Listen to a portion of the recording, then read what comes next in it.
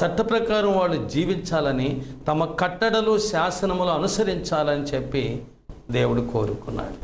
కానీ ఆ ప్రయత్నం కూడా శూన్యమైపోయింది.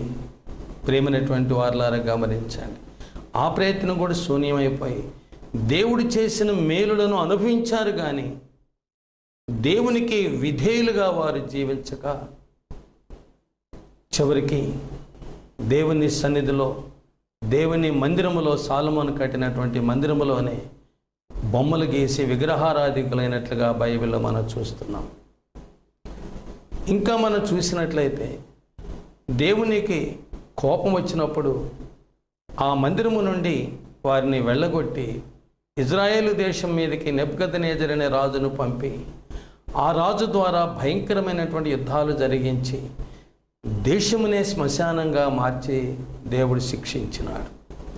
చావుగా మిగిలిన వారు వలసలు వెళ్ళినట్టుగా మనం చూస్తున్నాం.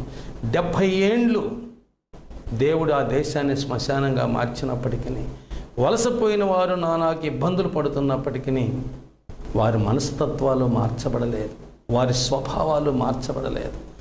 ఇంకా ఏలియా కాలంలో మనం చూసినట్లయితే 3.5 సంవత్సరములు వర్షాలు కురవకుండా ఆకలి చావులతో శిక్ష విధించాడు. 9 మాసాలు మోసి గర్భం ధరించి కనినటువంటి పిల్లలను తల్లులు కత్తిపీటల మీద పెట్టి కోసుకొని తిన్నారట.